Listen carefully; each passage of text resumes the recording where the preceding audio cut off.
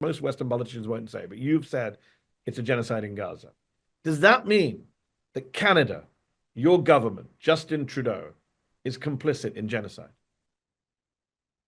There is no question that Canada has not done enough and has been complicit in what's going on in the horrible conflict.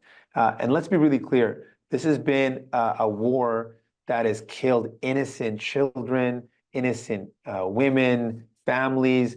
The heartbreak, just the sheer horror. We saw the images. It was televised and telecast live. People saw the horror of the violence that was perpetrated against the people of Gaza.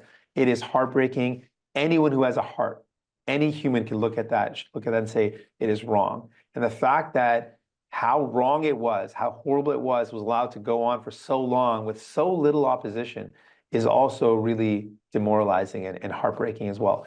And I take no pride in the fact that I tried to do what was right. I stood up and said early on, within a couple of days after, when no one was willing to say this, I said, we need a ceasefire. This has to stop. I called Your Prime Canada. Minister started saying ceasefire and then stopped famously mid-sentence. He said seize and then switched to.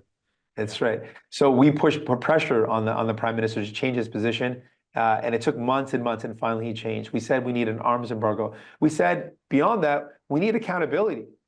We said that there needs to be war crimes and a prosecution against those that are culpable in committing war crimes. We wanted sanctions, severe sanctions, specifically on Netanyahu and every single one of his war cabinet for the war crimes that allegedly, I think, will be proven, but for the actions that they committed. The arms embargo is a minor thing that Canada could do to say, listen, we're not going to send weapons we're not going to sell weapons to a country that is engaged in activity that is so heinous. And so I've taken these positions, I stand by them. But it really, in a lot of ways, feels not enough, given how horrible what happened, how many lives were lost. We will continue to maintain our position in defense of human rights and unequivocal about that.